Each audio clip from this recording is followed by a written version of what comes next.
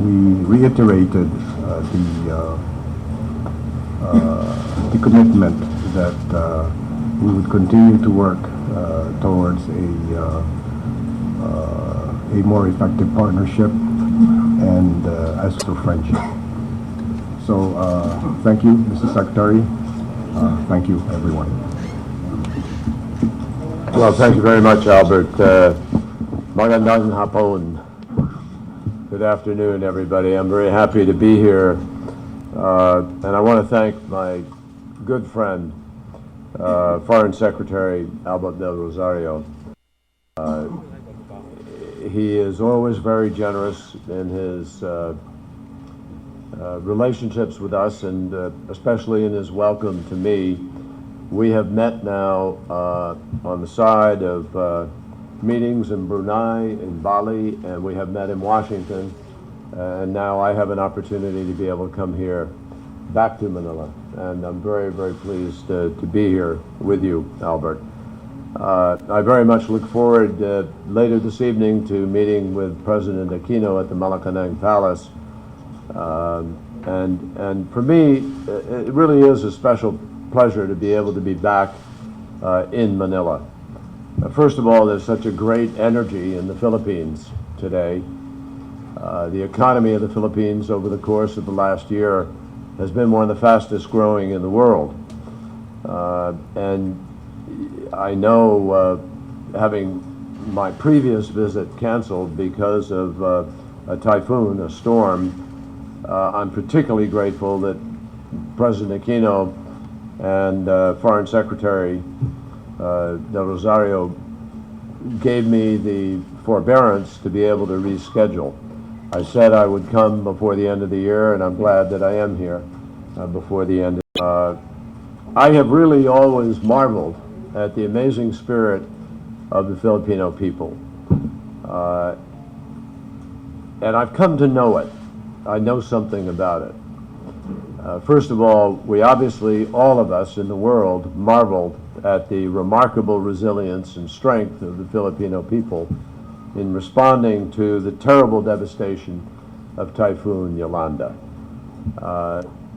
Mr. Secretary, the world has seen your strength and the strength of your people, and we admire it.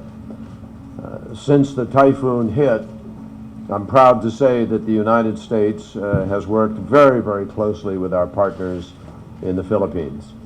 And I'm very grateful on behalf of the American people to Secretary del Rosario for his comments of thanks. The American people are proud to help. And the American people, I think, take great pride in the fact that there is a spirit in our country of helping those in distress, but also protection for the Philippines. We've been tied together for a long time. And in our meeting today, I reassured the Foreign Secretary of the United States' commitment to stand by the Philippines as they go through the process now of the recovery and the reconstruction.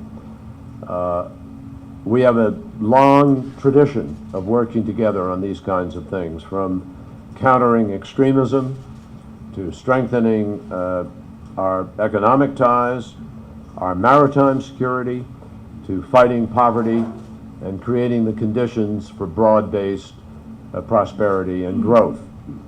One of the most enduring aspects of our legacy, our partnership, are the binding ties, the personal ties between our people. More than 300,000 American citizens live in the Philippines, and nearly 4 million people of Filipino origin live in the United States and contribute in so many ways to America's diverse cultural heritage. I've had personal connections to the Philippines for a long period of time, but most recently in 1986, I became involved as a young senator in the effort to have an accountable election when President Marcos called a snap election, and to make certain that democracy was restored to the Philippines. Worked with then to become President Cory Aquino and with NAMFREL and others. And I'm proud that during that period of time I got to travel around the Philippines and see people voting. I will never forget being in Mindanao and then later up here in Manila and watching people stand thousands at a time in line for the privilege of voting, of having their fingers stamped and their thumbs, and of standing in the hot sun in order to make democracy work. It was inspiring. And I'll never forget the look on the faces of people who were voting for the first time, and the yellow shirts and waving their pro-democracy banners. The courage of the Filipino people then lit a spark that actually traveled around the world. And it inspired not just a young freshman senator from Massachusetts, but it inspired popular movements from Eastern Europe to Burma. The United States is proud of the rich history that we share and our enduring alliance with the Philippines, which is an important democracy and one of America's key treaty allies in the dynamic Asia-Pacific region, one of our 5 allies. As the Secretary and I discussed today, the United States is committed to working with the Philippines to address its most pressing security challenges. That's why we are negotiating a strong and enduring framework agreement that would enhance defense cooperation under our alliance, including through an increased rotational presence of U.S. forces to the Philippines. And that's why we have committed $40 million for a new initiative to improve the Philippines' maritime security and maritime domain awareness. That's also why we support efforts to reduce tensions surrounding the territorial and maritime disputes in the South China Sea in 2 important ways. First, we strongly support ASEAN's efforts with China to move quickly to conclude a code of conduct as a key to reducing the risk of accidents or miscalculation.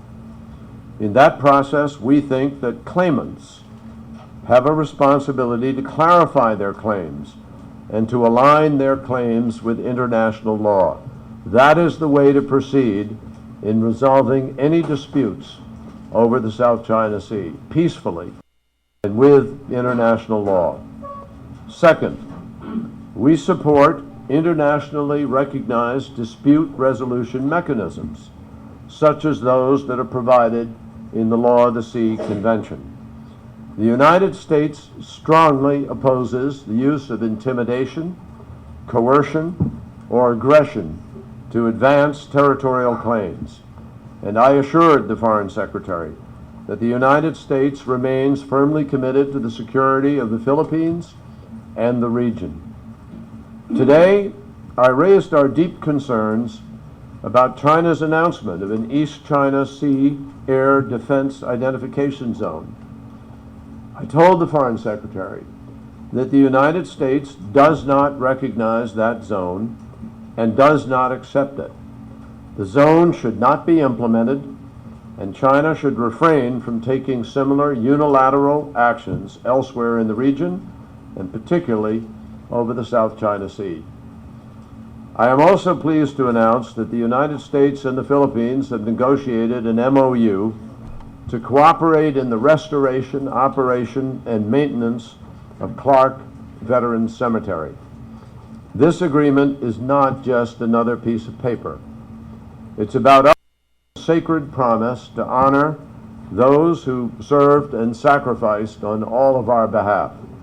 So I am enormously gratified that we are ensuring that the 8,600 Americans and Filipinos who are buried on the hallowed grounds of that cemetery will receive the respect and the dignity that they deserve. I might add, I was honored today to lay a wreath at the cemetery here in Manila, where some 17,201 American and Filipino men and women are buried from World War II.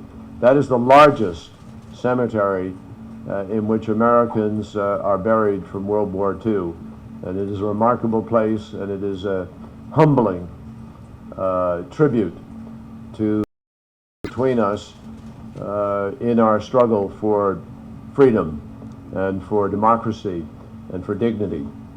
The United States is also one of the Philippines' largest trading partners in Asia.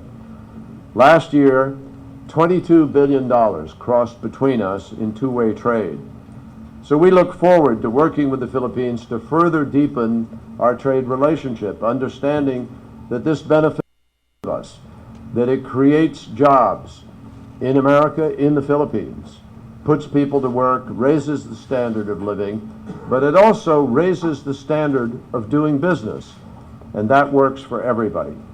So we discussed today the possibilities of the Philippines' interest in joining the Trans-Pacific Partnership, which is a trade pact that will raise standards and increase broad-based sustainable economic growth throughout the region. And we will be welcoming a initial team to engage with us in early January to have technical discussions regarding this possibility. All of you know that the Philippines is, of course, an ASEAN state. And the Philippines' participation in the U.S.-ASEAN Expanded Economic Engagement Initiative is helping to strengthen the relationship of 10 countries of ASEAN and lay the groundwork for these nations' future participation in high-standard agreements such as the TPP. Nearly 3 decades ago, an unassuming political novice, courageous leader by the name of Corazon Aquino rose to the presidency at the top of a wave called people power. Just as the United States did then, today we will stand ready to be a partner in helping the Filipino people realize their full promise. As we meet today's challenges and chart a path forward together, we draw strength from the principle of the foundation of our shared history, and we look forward to strengthening our relationship. I bring you the greetings of President Obama, who looks forward to coming to the region in the spring of next year, and we will continue to be present and accounted for in our relationships and in our efforts in this region. Thank you, Mr. Secretary. Now, Secretary De Rosario and Secretary Kerry are ready to take a few questions from our media friends. Manny?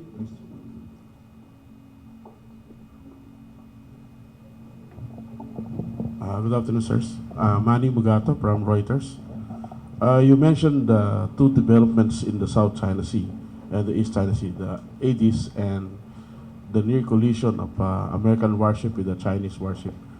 May we know what America is from China on a certain set of operational norms or rules to govern this, and how soon can the two sides settle this issue to avoid miscalculation and accidents?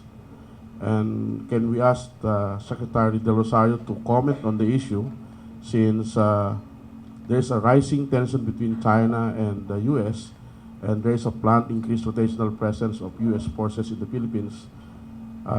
Is the Philippines concerned about these developments, and what are our, what do we see? How can we be affected by this? And my second part of the question is on the TPP. You said that there will be a technical team going to the U.S. Next month. How far can we go from here, since the Philippines has yet to amend its constitution to open up its economy? Thank you. Secretary Kerry? Well, with respect to China, let me make it very clear. We don't view the situation as one of rising tensions. That is not the way we view this, and we don't want rising tensions, and we're not looking to do anything except continue a process that President Obama initiated a number of years ago when he began the rebalance to Asia. And what we are involved in are normal processes by which we work with other countries in order to raise their maritime protection capacity. We all have interests in preventing smuggling, in preventing terrorism, in patrolling our borders and so forth. So we're not suggesting that we're doing something out of the ordinary here. We don't want anything except a rule of law approach to the resolution of any issues and conflicts. So when you say, what do we want from China, we would hope to continue to work closely with China as we are on North Korea and other issues, trade and so forth, in an effort to try to resolve these issues or questions in a peaceful way. We believe there is a structure that exists, the law of the sea structure, an arbitration process. We have not taken a position of the particular claims asserted by anybody. We have taken a position on the way that we think they should be solved. So we support arbitration and we support rule of law. We do not support unilateral actions that have the impact of being provocative and raising the temperature and the potential of conflict. So we are not approaching this with any particular view towards China, except to say when China makes a unilateral move, we will state our position and make clear what we agree or disagree with. And that's what we've done with respect to the ADIZ. We do not accept it. We think there's a way to approach it. A country has a right to establish an ADIZ, but it has to be done through a process of consultation, work with the International Aviation Organization, and in a way that other nations are consulted and work with it. And we think that's the best way to proceed, and I think most countries in the world believe that's the best way to proceed. With respect to the TPP and how far can you go, that's really a decision that the Philippines has to make. We're here to talk about the possibilities. Your leaders will have to make their own judgments about those possibilities. And we encourage a robust debate. People may see benefits, they may see downsides. It's up to leadership. We're not going to presume to tell you what you ought to do or suggest anything, but we do think there are benefits in this agreement, and we hope the Philippines will see the benefits and want to seize them. It is completely up to your leaders to make their decisions about where to go. Secretary Rosario. I think on the ADIZ, we had stated an official position as far as China's establishment of an ADIZ over the East China Sea. Our position was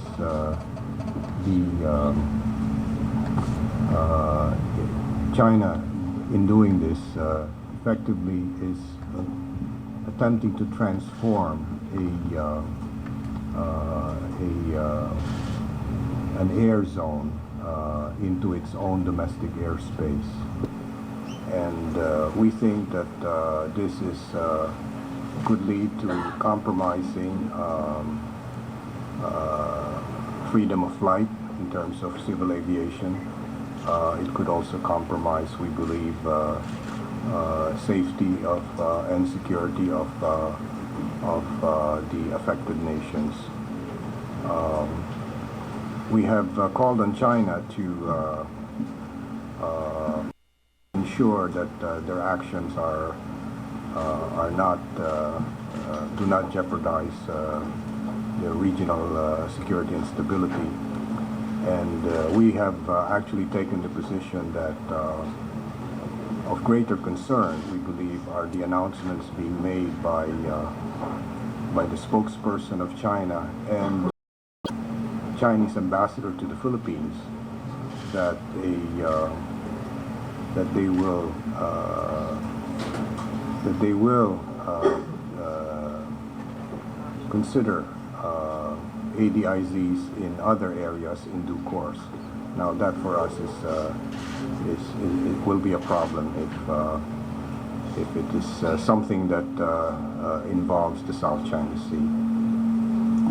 As far as the TPP is concerned, the President is, I believe, would like us to positively explore to what extent we can participate, and the U.S. has offered guidance, and we are accepting that offer. And as a matter of fact, we have been meeting with USTR, a technical consultation that will take place in January. Thank you. Thank you, Manny. Indira? Yeah. Thank you. Indira Lakshmanan from Bloomberg News. The first question is for Secretary Del Rosario, and also if Secretary Kerry can add anything to it. Japan has announced its new defense security strategy passed today by the Abe government, and China was quick to denounce it. Do you think that China's concerns are overblown, or has Japan not even gone far enough in expanding its military considering the constraints? If both of you could address that. And then Secretary Kerry, on Syria, can you confirm that the U.S. is talking to the Islamic Front, and there were reports that the Islamic Front actually walked out of that meeting today? What do you hope to achieve by it? And also your close colleague, the French Foreign Minister Fabius, has said that he's pessimistic about the Geneva II conference actually happening. To get your thoughts on that. Secretary Del Rosario? Yeah, I'm afraid I'll have to beg for your understanding and pass up that question. I've not been briefed on that. That happened this morning, you said. Once I take a look and come to a position, I will send you an email. Secretary? Well, as many of you know, in Japan had what we call a 2+2 meeting a couple of months ago. 2+2 meaning both the Defense Secretary and the Secretary of State, their Foreign Minister and their Defense Secretary, both of us meeting, and we met in Tokyo. And there we laid out a plan going well into the future. It's a joint vision of Japan-U.S. cooperation in terms of security for the region and elsewhere. Japan is increasingly playing a responsible, important role in terms of humanitarian assistance, peacekeeping engagement in seeking peace, the Palestinian-Israeli issue, other issues. And so our belief is that with respect to the participation in the overall challenges of this region, Japan has an ability to play an increasingly more modern and engaged role. This is something that we have been working on, and they have been planning for some period of time. So again, this is not a sudden response to something or thing that anybody should get particularly upset about. It seems to me that we're only talking about constructive efforts, internationally accepted frameworks, and for peaceful and appropriate purposes. And it is yet to be determined exactly what that role will be or exactly where they will go, but they have an ability to be able to participate more. And we welcome that in the context of our strategic thinking and in terms of our 2+2 engagement. So that is really a reflection, I think, of a path that we've been talking about for some period of time, what happened earlier today. With respect to Syria, the Islamic Front, and Geneva II, the United States has not met yet to date with the Islamic Front. There has not been a discussion, but it's possible that it could take place. There is an effort afoot among all of the supporter nations of the Syrian opposition, the moderate opposition, to want to broaden the base of moderate opposition and to broaden the base of representation of the Syrian people in the Geneva II negotiation. So there will be some discussions that the UN, Lakhdar Brahimi, the special envoy, and we and others, the UK, France, others in the region will engage in order to make sure that the delegation that goes to Geneva will be as broadly representative as possible of legitimate oppositionists who could be acceptable at that table. That obviously does not include the radical extremists and the worst elements that are to some degree on the ground. With respect to Foreign Minister Fabius's comments, I would just say that we continue to work very, very hard to aim towards Geneva II and the conference. And the reason is very simple. What is the alternative? There's no alternative other than continued fighting, continued destruction, continued growth in the refugee population, continued potential disintegration of a whole country, and the continued increase of the numbers of radical extremists who are appearing on the scene to fill the void. That is dangerous. We have no choice but to push towards a Geneva conference. Now, whether it happens, I believe that it can take place in January, but nobody's ever suggested it's going to be easy. Nobody ever suggested that this path is going to suddenly just happen like that and is going to produce an outcome. It is very difficult, and it's not going to happen that rapidly.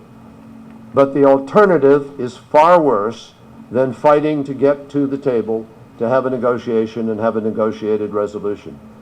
And I will continue to push for that, as well as others, because we believe that's the only solution to the problem of Syria. And so we must find a way to get to that negotiation.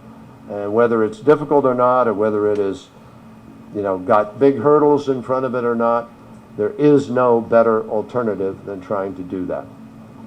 Yeah, next question, Tyra. This is the second to the last question. Hi, good afternoon, sirs. I'm Tara from the Philippine Daily Inquirer. Sir, the international community has repeatedly called for sobriety and rule of law as regards the situation in the Sea. But it seems that China has repeatedly taken activities viewed as alarming or provocative, like the ADIZ and the refusal to take part in arbitration.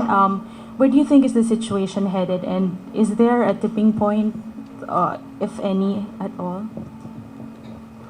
Well, I think what's important, folks, is to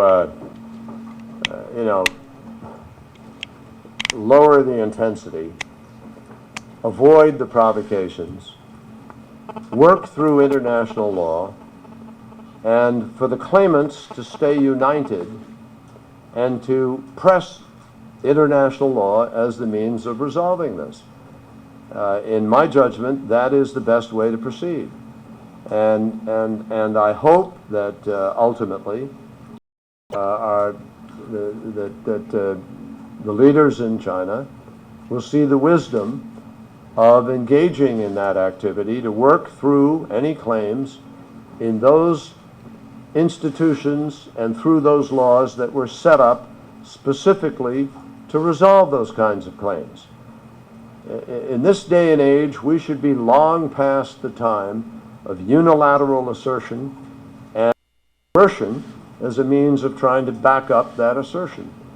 So our hope is that the parties will come together, continue to proceed through arbitration and international law, and I'm confident that that can ultimately resolve these kinds of questions. And I think we have to have faith in that kind of process. The United States will stand with our friends in this region who are asserting their efforts to try to resolve this through that kind of legal, peaceful process. We think that's the responsible way to proceed, and that's what the United States will continue to support. Last question will come from Keith. Keith Bredge or the New York Times. There's been talk in the Philippines of climate justice following Typhoon Haiyan or Typhoon Yolanda. Do you see the typhoon as a warning of further superstorms? And if it is, does the United States have a moral and/or financial obligation to provide assistance to the extent of its historical carbon emissions? Thank you. Secretary de Rosario. Well, I think it has been said that the intensity of and force of Typhoon Yolanda could augur the expectation in the future that possibly Yolanda could be the norm. I think that climate change being such, this is of course a threat that we must address, and I think every country on its own must be prepared to address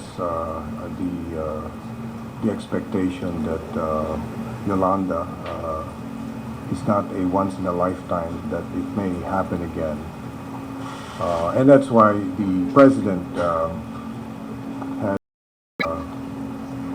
we've come up with a national plan for reconstruction that will actually be unveiled tomorrow. And the plan calls for a not only a build back, but a build back better, so that we can ourselves to be in a position to withstand similar threats in terms of natural catastrophes. I think each country has got to make provisions for itself, and I think the community of nations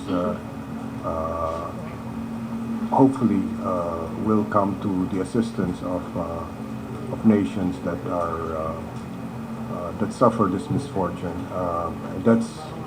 We are a village, a global village, and I think we need to help one another. And natural catastrophes do not choose whether you're a wealthy country or a poor country.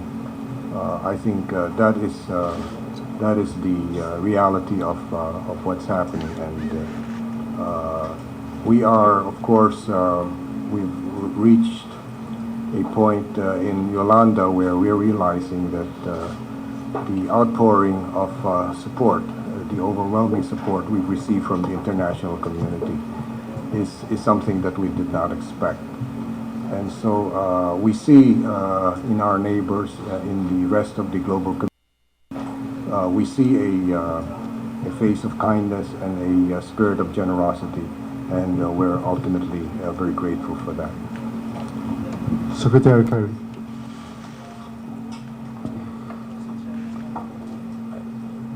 I've been involved in this issue since the 1980s, and I believe in the science of climate change. I believe the scientists who tell us that it is happening, that human beings are contributing to it, a significant cause of the increase of emissions, which is creating major changes across the planet.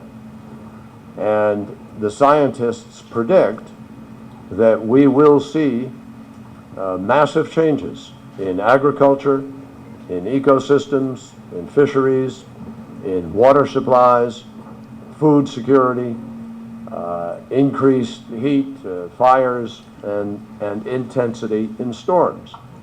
Now, having said everything I just said, science cannot prove that Typhoon Yolanda was specifically the result of climate change. It is not possible to make that direct linkage at this point in time, even though predicting greater intensity of storms. But over time, a pattern will evolve, and that may become more determinative.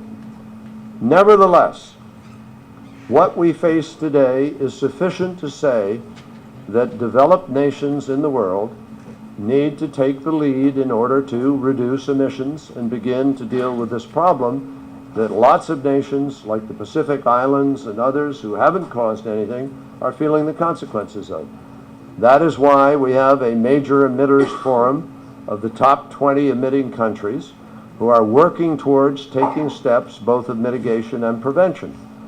And President Obama has taken the initiative to put in place a climate action plan in the United States and is trying to achieve by administrative effort what he cannot get through the United States Congress. And we have taken strong measures on automobile efficiency, new standards for tailpipes, on power generation, new power plants, and other things. So we are responding. We have also responded by trying to help other countries to be able to develop their energy programs, to use USAID for clean and alternative energy and renewable energy and other kinds of programs, as well, to engage in some planning for mitigation and to help other countries to be able to do it. Now, what the levels ought to be is going to be subject to a hot and heavy political debate, obviously. But it is clear that this issue is growing in consequence and importance, and it requires governments all over the world to push towards the next conference of the parties that will take place under the UN in order to try to come to an agreement about how we are going to avoid the worst consequences of what has already been put into play. So President Obama and the United States recognize, at least this administration recognizes, and many senators and congressmen join them, in recognizing a responsibility to try to help deal with this. But there is no yet agreed upon process by which people will actually implement that, and that is really the fight and struggle over the course of the next conference of the parties and the future. Thank you, Secretary Kerry and Secretary de Rosario. Ladies and gentlemen, that ends our joint press conference. Thank you for coming over and thank you for your patience. Salamat.